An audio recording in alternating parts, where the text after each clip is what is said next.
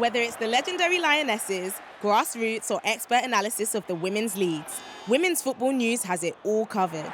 A brand new monthly magazine packed with news, interviews and expert opinion. Don't miss Women's Football News. Pick up a copy today from participating retailers. Women's football is here to stay, and so are we. Hello everybody and welcome to the Friday edition of the Blood Red podcast. I'm your host Theo Squires and joining me today it's the gruesome twosome, Paul Gorst and Ian Doyle. Doyley, you in France, 15 hours ago? It's great to see you here today. Yeah, it's great to be here as always. I was in France. It was an interesting one. I'm sure we'll get onto that in a minute. And Ghosty, how are you? Yeah, all good. I don't think I will be in a couple of minutes when we start picking the bones out of last night, but yeah, I'm okay. But I think Doyle might be a little bit worse for wear after a busy couple of days in France, eh? What time did you get back last night? Or this morning? Well, to be fair, it was back home at 10 to 1, so it wasn't too bad. These early kickoffs help. Yeah. These early kickoffs help. It's the only one good thing about the Europa League. Now, as we said there, Doyley, you were in Toulouse, Liverpool to lost. They didn't really deserve anything from that game, did they? Pathetic. It's better than every other one we've done on these podcasts recently, isn't it? For that. Was it better than Joe Rimmer's after the other week? The baguette one. Oh, that was awful. That was awful. But then, Joe Rimmer. Anyway, so. But yeah, Liverpool didn't deserve anything, did they? No, they didn't. I mean, look, it's in the middle of it's Liverpool's most difficult game in the group stage, and they lost, right? But it's a group, and they made 9 changes, and I think they had Van Dijk wasn't there, Gravenberch wasn't there, Curtis Jones wasn't there, Thiago obviously injured still, Basetic still injured, Conor Bradley wasn't there. Who else was Robertson. Andy Robertson. I keep forgetting about him as well. Andy Robertson wasn't there, so there's a lot of injuries, and you can only rotate so many times, and I think they kind of reached the end of the rotation. They spanned themselves, off to a defeat basically with the amount of changes that they made. So that was going to come at some point. But I do think overall the performance wasn't great. But it's not. We're going to talk about it now, and I saw on social media a lot of people, in a bit of meltdown. But it's not. I've been doing this job a long time, and these European games happen all the time. Look, when Liverpool won the Champions League in 2019, got beat 2-0 at Red Star Belgrade in the group stage. And everybody had kind of what's happened there, because he'd already lost, hadn't he, to Napoli, yeah. Napoli, and they ended up losing to Paris Saint-Germain, but they still got through. I mean, Liverpool aren't as good a team now as they were then, but what that team did is they learned from it. So that's what they're going to have to learn from this defeat, because they didn't play particularly well. I mean, the thing is, after the first 20-25 minutes, Liverpool were in control. Joe Gomez at the bar. They never really looked like creating much, but they were never threatened. And it's 0-0 all the way, isn't it? Until Tsimikas stands on the ball, or just he just dwells on it too much, just lack of concentration, and then suddenly they're through, and then they score, which was a deflection as well. So they got the little bit of luck that they needed, and the crowd there was, the atmosphere was quite loud. It wasn't intimidating, but it was very loud, because it's their biggest game. And I wrote them your stuff. I said that's Toulouse's biggest game at home in years and years. It wasn't even Liverpool's biggest away game this week. The Luton game was bigger because of what was on offer. And go back to my original point. Yeah, it was the 4th game in the group stage. Liverpool's still 2 points clear. So, what it did allow, though, it was perhaps a little bit of a reminder that for everybody saying all these great things about Liverpool this season, as Liverpool reloaded, Liverpool 2.0, whatever, that they're not at the level where they can. I know we've had this conversation before where we've said, can Liverpool win the league? And I've always said this season, no, not really. Top 4 is the aim. I think it is, and I think the Luton game and this one has kind of shown that, because they're not quite there to be able to compete long term with the squad that they've got at the moment with Man City and Arsenal. That's just the way that it is, and I'm sure we're going to get onto in a minute some of the positions that perhaps they need to improve on. I disagree on the Arsenal point. I think Liverpool can certainly finish above Arsenal this season. But the reason I would imagine the reason they can finish above Arsenal is if Arsenal go quite far in the Champions League, which I'm sure Arsenal would take that. They've had a few injuries as well, haven't they, Arsenal? So that will play a part in it as the season goes on. Yeah, but I mean, I agree with a lot of what else you said there in terms of the rotation and the players missing and all that kind of stuff. I mean, he made 9 changes, but I suppose he made 10 really, because Joe Gomez went from left back to right back, didn't he? So, while his name is still on the team sheet, it's a completely different role for Liverpool these days, isn't it? Playing right full back to left full back. Tsimikas just continues to not really convince. This is a big opportunity for him to stake a bit of a claim and make sure that when Andy Robertson comes back, it's not a foregone conclusion that he just comes back into the team. But he's still struggling to really put together a bit of a decent run. And I don't think too many others took the chance that they, Harvey Elliott's had a good season generally, coming on as an impact sub. He wasn't really at it yesterday. McAllister given a chance in his position that he probably wants to play, and I didn't think he was too good either. Endo wasn't really at it. You can go right across the team. Ben Doak, you make kind of certain allowances for him given his inexperience, and you're not expecting too much from him. He's just in there to gain that experience and see what he can do. Cody Gakpo still struggling to get back to his best form after that injury against Tottenham, and then Luis Diaz is another one that you can kind of extenuating circumstances around him, but generally it was like Doyle says, it was Liverpool's toughest away game of the group, and it's one that they've lost. They didn't really deserve anything from it, and I'm sure we'll come on to it, but I actually wasn't too kind of what's the word, perplexed by the VAR stuff, because I didn't really think that Liverpool deserved it anyway. So when it gets chalked off, you kind of think, well, Liverpool are getting what they deserve, and Joe Gomez said something similar himself after the game. I thought Harvey had a good game, actually. Do you think? I thought Harvey was the one, certainly inside the stadium, he was the one that was trying to move things around and get things going. Trent came on and did more or less the same thing, and other than possibly Quansah, he ended up deflects the first goal in, and then he has that last goal, which we could argue about whether it should have been allowed or not. He was a bit unlucky, wasn't he? So I think other than that, I thought he did quite well, which is hard though to say given the fact he was in a defence that conceded 3 goals. Yeah, but as I said, the first one wasn't his fault, and then the other two, there was just, in fact the second one wasn't his fault either. Diaz lost the ball, although he was handed out, he wasn't given much help by his teammates. It's a great finish, to be fair, by Dillinger. And the third one, I can't remember. I don't even think I saw it. Come across the face, and then he tapped it in. How did he get it though?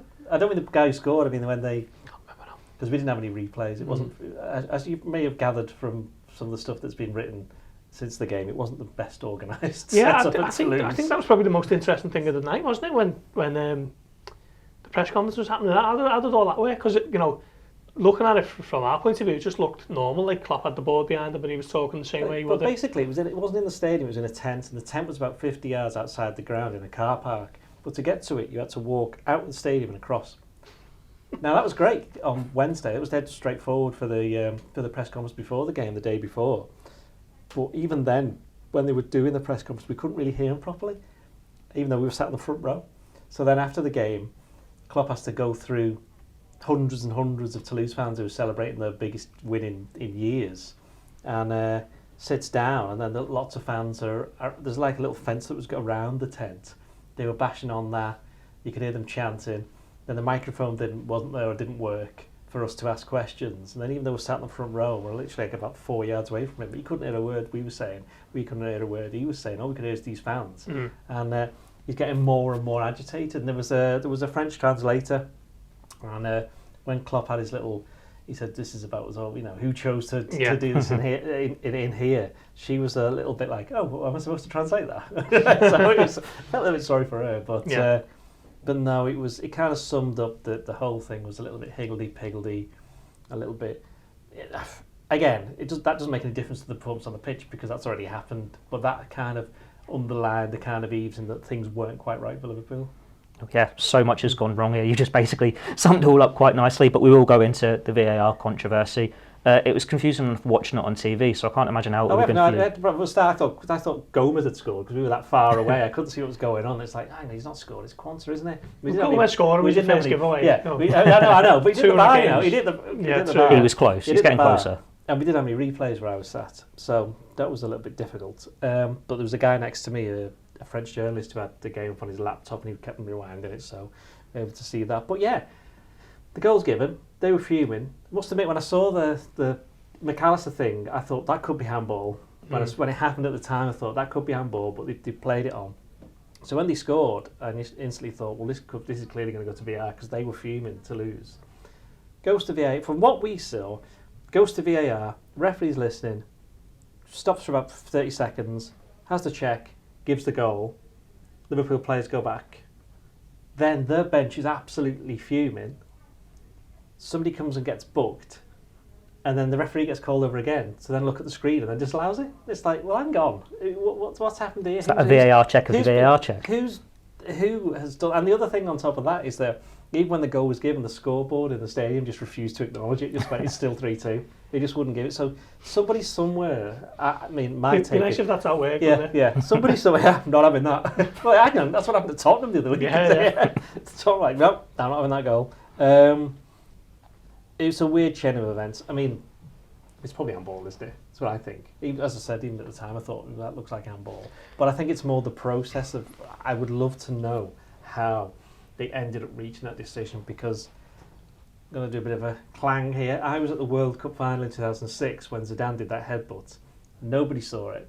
And this is in days before VAR, but I'm pretty much convinced somebody watched it, told the fourth official, and the fourth official told the referee and sent him off. So I'm wondering whether someone a bit further down the line has spotted what's gone on and said, hang on, can you change that, please? Yeah. Sure, a bit of a conspiracy. If it had been Anfield... It's not a conspiracy, is it? Well, no, if it's at Anfield, the goal probably doesn't have that second look. It might be more willing to allow it. It depends how far you go back, doesn't it? Because it's 13 seconds. Well, Toulouse won it back and then lost it again, didn't they? Yeah. Well, but then it's not like rugby, we have phases of possession and stuff like that. I think, if it's a foul, it's a foul. But then again, I was saying last night, I think that there's only so many times you can go to the well with your VAR rage. When things happen like they do at Tottenham, when Liverpool scored a perfectly good goal and then it gets ruled out because of incompetence in the VAR room and all that kind of stuff, supporters have got every right to fume and question it, and it all becomes a big topic. But after a certain point, you've just got to accept sometimes decisions like last night go against you, don't they? Sometimes you get them, sometimes you don't, and ultimately I don't think Liverpool deserved anything anyway, so I don't think anybody was complaining about it at the time, really. I think maybe you can just let this one go. Maybe, I don't know. I'm sure there'll be supporters who are absolutely furious that it didn't get given and see it as further incompetence and whatever else. To mention that outside the ground, when the away fans were trying to get in, there was some, not trouble, but there was some issues with them, overcrowding, and it didn't seem particularly well organised, and it was, as I said before, it was that kind of night, I think. So I suppose it helps that it's a night where, Liverpool are probably going to qualify for the knockout stages anyway. You're both saying, right decision, weird how they got there, move on. Yeah, I mean, it was a debatable decision, but I think if it happens, you at a certain point, you can't just rage against everything that goes against your team, can you? It could go either way, and I don't think this is pick your battles, I guess, with VAR now, because it's just becoming the talking point after every single game, isn't it?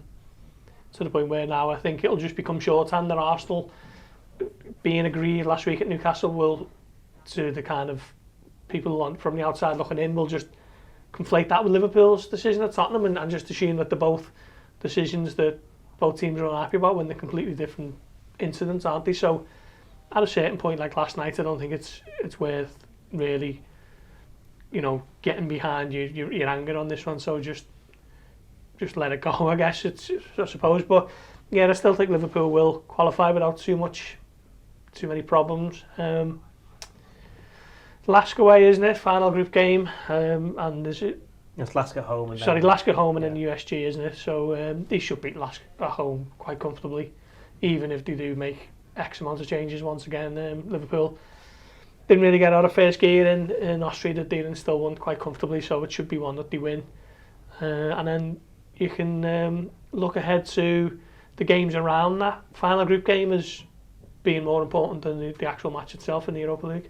Now I want to look at a couple of individual performances. We'll start with you, Doyle.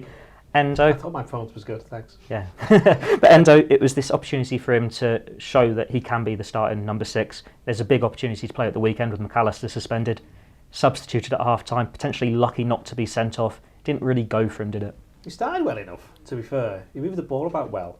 And he was part of Liverpool taking control of the game in those early stages, but he got a stupid booking, didn't he? And then he did 1 or 2 tackles which were close, that he could have been sent off. And then the thing with Endo is that 2 things. One, he's obviously trying to impress. The second thing is that he's obviously not quite up to speed with how things are at Liverpool. If you put those 2 together, he's in a position where you have a lot of responsibility, defensive responsibility. He's going to end up making these mistakes. Like, he had a very good game against Toulouse in the home leg, so it's not as if he didn't know what it was like to play against Toulouse. Scored. Yeah, exactly. Mm-hmm. So he's done all right. What was the other game? Second game was Union. He played in that one as well, didn't he? He's played them all, hasn't he? He was subbed at half time, wasn't he? He was subbed at half time at Lask Oh, you subbed haven't you? That's it. But he'd had a good first half as well. Because you got brought off and everyone thought he was going to play against Brighton, didn't he? Yeah, and then he didn't. Was that the one where he had a massive black eye as well? Yeah, wasn't he taking a blow? He got clobbered, hadn't he? Where the referee didn't even give a free kick. Anyway, so yeah, Endo. I'm not massively concerned about him individually. The immediate concern is, Liverpool, the whole defensive midfield thing, especially in the week that we've been led to believe that they're not going to go in for Andre in January. Suddenly it's like, well, do you not want to, improve this position? It's because it's like you look at almost the rest of the team and you go, kind of, you will get injuries. We go on the left back in a minute. You do get injuries, but we can kind of cover for almost everything. This is Liverpool speaking, by the way, not me. But that defensive midfield one, I know they're going to say, well, we've got 7%, that's great, but he's only played, is it 13 appearances or something? Yeah, it's not many. Yeah. He's still a very skinny boy as well. Yeah, he's exactly. not grown. And he's been injured for he's missed almost 6, 7, 8 months through injury. He made 2 appearances and then he got injured again. Thiago, who we haven't seen since April, whose quality is undenied, but he's not really a defensive midfielder. I mean, I wonder whether Liverpool should just change formation a bit.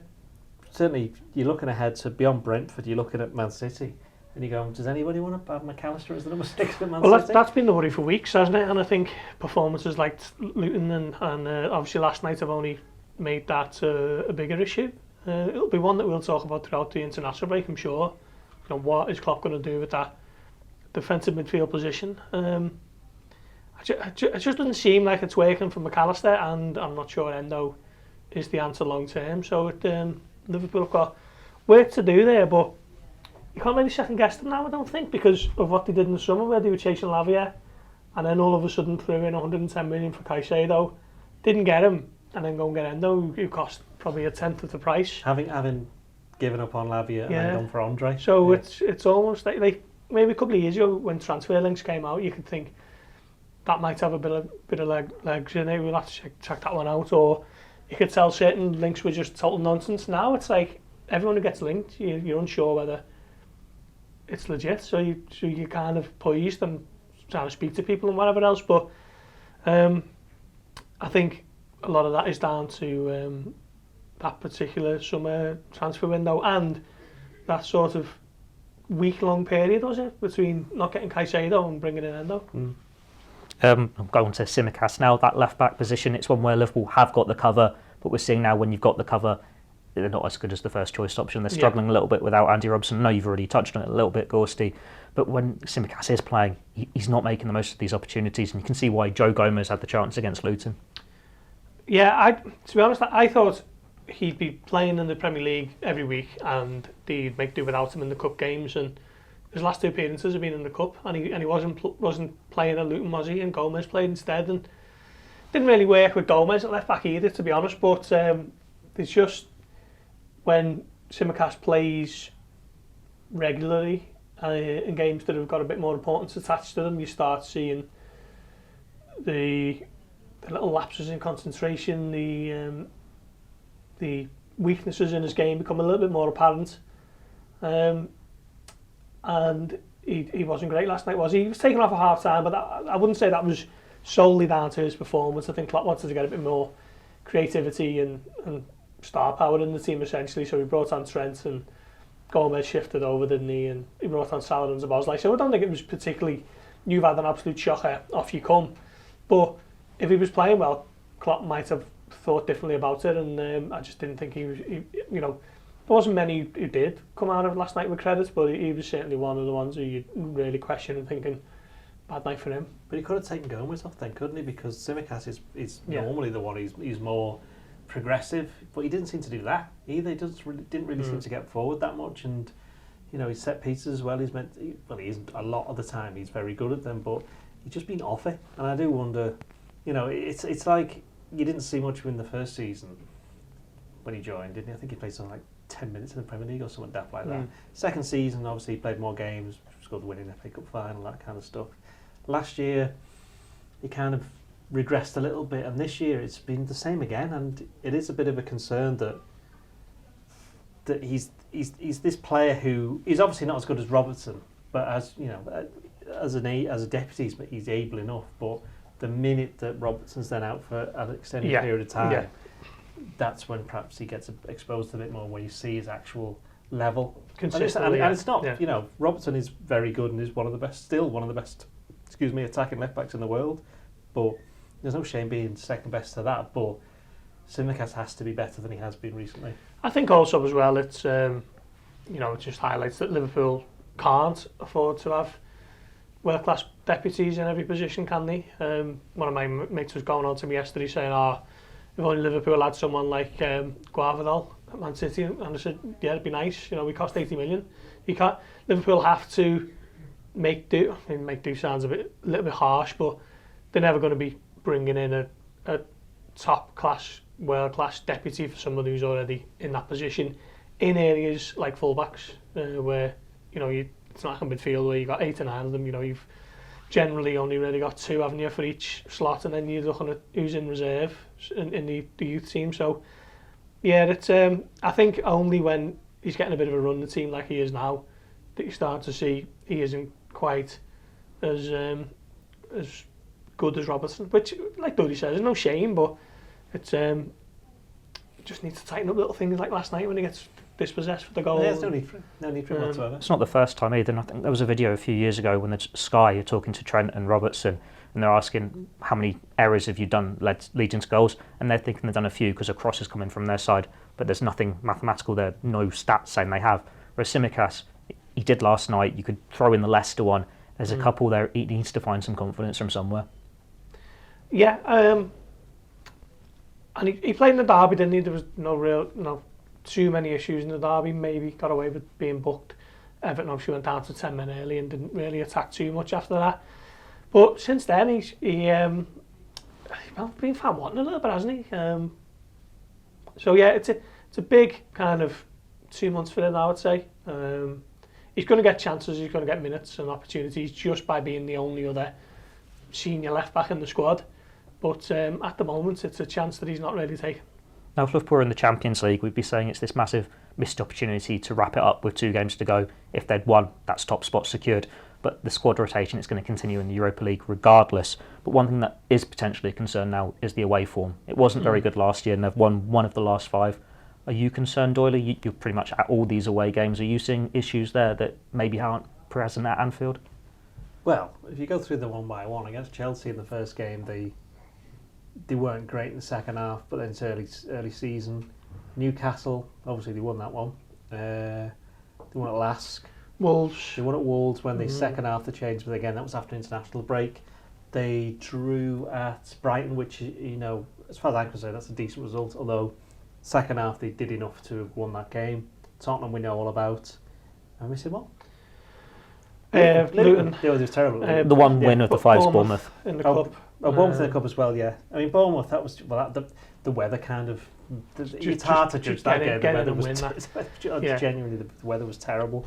But yeah, I mean the away form's interesting because yes, but what then does is that puts the onus on Anfield, and Liverpool fortunately have been very good at Anfield. I mean, there's going to come a game where they drop a point. There'll come a game where they get beat. Sort of last season against Leeds. Even last season they were good at home, but I think it comes back to the old defensive midfield then, doesn't it? That's the whole thing. We've got to talk about the Man City game in the next couple of weeks, and to go into Man City, you can't win a game at Man City unless you've got a decent defensive midfielder. And yeah, in the old days, Liverpool, old teams didn't necessarily need that, but they played a completely different formation. Not playing 4-4-2, they're not playing 4-4-1-1, they're not playing 4-2-3-1 like Benitez did. This is 4-3-3. And what Klopp wants is of his 3 midfielders, one of them is more defensive-minded and helps cover the back 4, and McAllister isn't fast enough and isn't defensive-minded enough to do it over long term because he's not that player. Endo we don't know about because he's still adjusting, and as we just said before, Besetti's is injured and all of that kind of thing. And I think they've missed Curtis Jones as well because he's somebody who he could. I mean, personally speaking, what I'd do if Jones is fit against City, I'd play McAllister and Jones as 2. And put Szoboszlai in front of them is what I'd do. I mean, I know Jurgen Klopp listens to this podcast all the time, and he'll surely be taking notes after this. But that's still covering the cracks, isn't it? Yeah. So it's like they don't want to block Besettic's progress. They want to give Endo a bit of a longer time to see whether he can actually do it because they've committed to him for several years. And all the reports that we've had from Germany is that he's very good when he gets becomes attuned to it.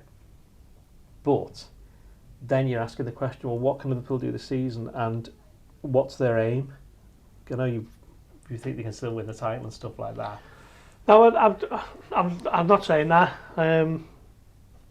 But I think what I said is if they'd have signed Caicedo, they'd have been in with a shot. But again, that comes back to the very point you're making, doesn't it? That they don't have a top-class defensive midfielder, and ultimately could come back to bite them. No, like you said there, though, you can make mitigation for each individual game with the away form. Then on the flip side, they've won 4 of 9, I think, in all competitions. So something there. I don't know whether it's an attitude problem or just, I'm not too sure. It could just also be just a new team thing. Yeah, because they're playing at Anfield every other week, they're more used to that, and then it's only over time that they learn how to play away. I know it sounds stupid because all these are footballers, but we've played, all over places up for several years. But it's a team game. They've got to play as a team. That's the thing, isn't it? Yeah.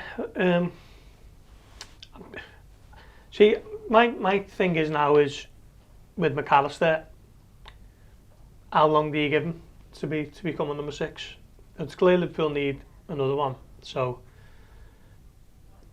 does Endo get a crack of the whip between now and January, and McAllister get to go in his favourite position, or is he just told that he's got to hunker down and learn the role as he goes? I'm not sure what the answer is at the moment. Well, the issue with Endo as well is you've got the Asia Cup in January, so he's going to disappear for a month. So even if he emerged as the solution, you're then taking him back out of the team. Whereas there is a curveball solution that I believe Klopp's alluded to ahead of Brentford, where he has going to make changes. Trent Alexander-Arnold. Yeah, I mean, Klopp was asked, would it be an issue playing Trent in there, because he come on against Bournemouth, didn't he? And he wasn't right back playing as a hybrid, he was just a centre mid. I think Gomez was still on the pitch at right back at the time, wasn't he? So I'm not sure, because I think me and you spoke about it, didn't we, Doyle, when we were at Bournemouth? It felt like it very much he was experimenting with players in different positions. He played Szoboszlai on the right, he played Gakpo off the left, did he? Yeah, Salah went up front. Salah went up front.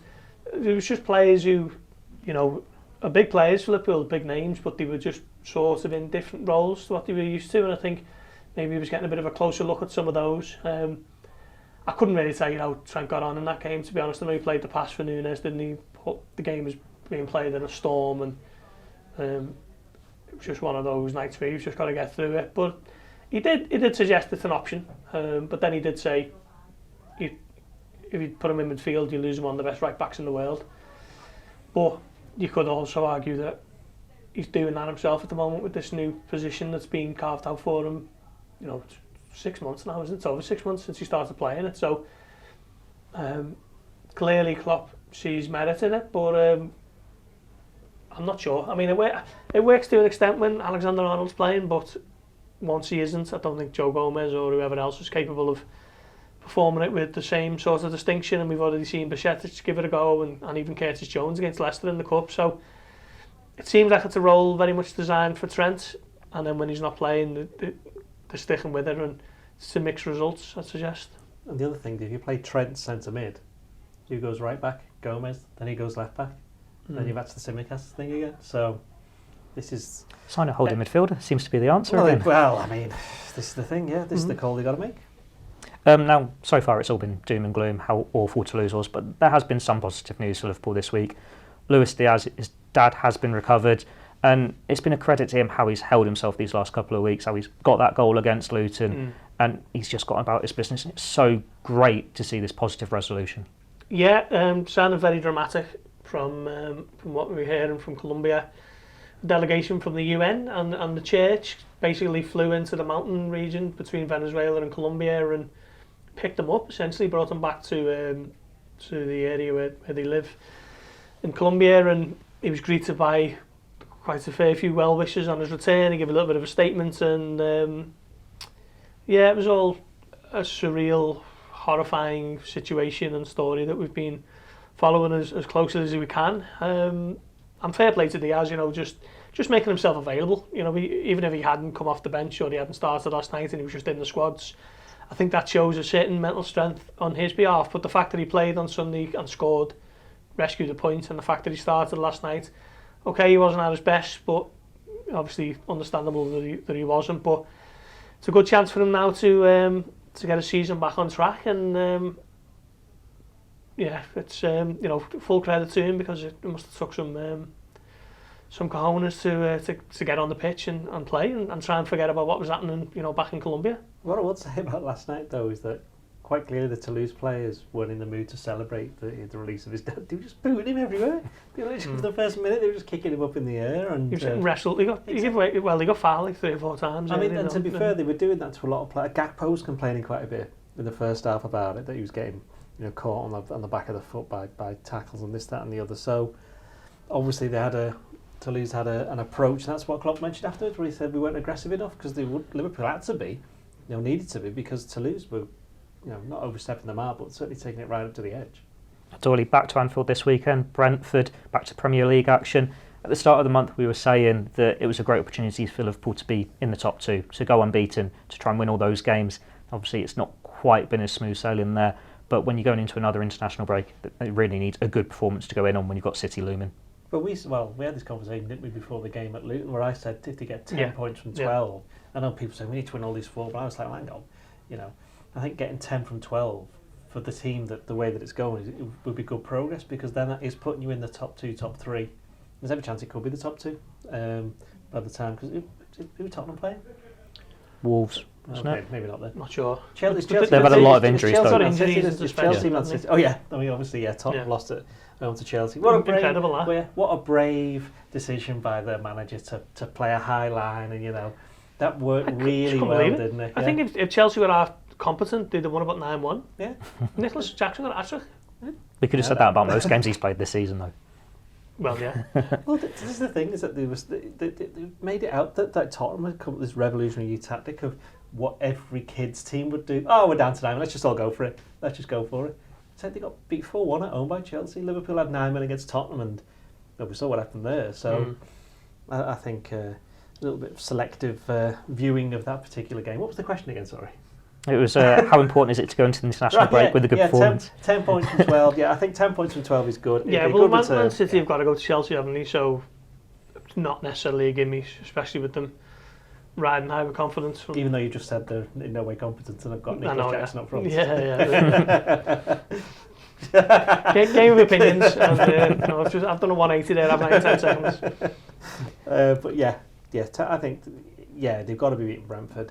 As we said before, I think top 4 is the end of the season, and if they can involve themselves in a title race for as long as possible, then that's a bonus and will only drag them further up. Yeah, I mean, I don't think Liverpool, I think I said this last week, I don't think Liverpool will finish below 3rd, but I think to get themselves back in the top 4, and I don't see any reason why they can't go and win the Europa League, even though they were really poor last night. I know we're getting ahead of ourselves quite a bit, but that'd be a brilliant season for Liverpool if they finished back in the top 4 and won the Europa League as well. Now, onto our teams. Obviously, Alisson's back in goal. Gorsty, what would your back 4 be? Yeah, I'd bring Trent back in. I think Tsimikas, just to provide a bit more balance, has got to come on the left, because I just don't think Joe Gomez worked there, did it, against Luton. Not an attacking fullback to begin with, and he certainly looked a bit uneasy on the left. Konate or Matip, I suppose, is the only question, isn't it? And that will be aided by how fit Virgil van Dijk is after that illness. If he's okay, I'll probably go with Konate and Van Dijk, but if not, obviously then Matip comes in alongside Konate. Doyle? I put Trent at right back, I put Gomez at left back, because Gomez, in my view, is going to play left back against Man City, so he needs as many games there as possible beforehand. I also think that, like when they put Gakpo in midfield against Brentford last season, Gomez will be needed for the set pieces, defending them. He's he's not the tallest defender, but the amount of times he wins the ball in the air, he's got a really good record for that. Van Dijk, I suspect he'll be okay, so he'll play.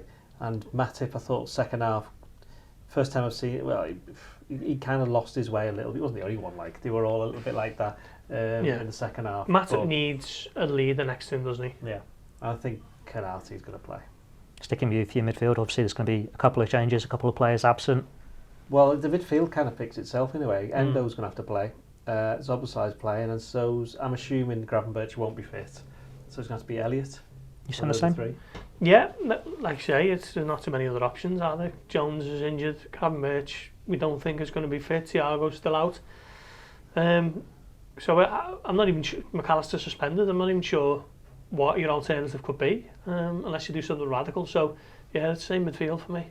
What would your attack be? At least there's options to choose from there. Yeah, I mean, Salah's obviously going to come back in, isn't he? I think Núñez will start. I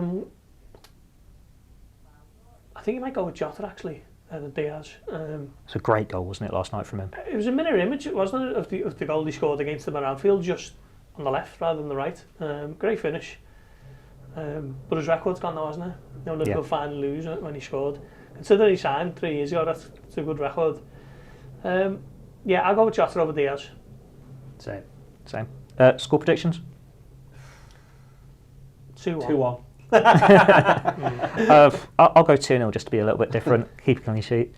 But yeah, that's all we've got time for today's podcast. Stay tuned to the Liverpool Echo website for all the reaction from the Brentford game and all, I suppose, still pretty much build up, even though we haven't had a press conference today. At Brentford on Sunday, and then we've got the Blood Red podcast on Monday to talk all that and look forward to the delights of the international break. Thanks for watching.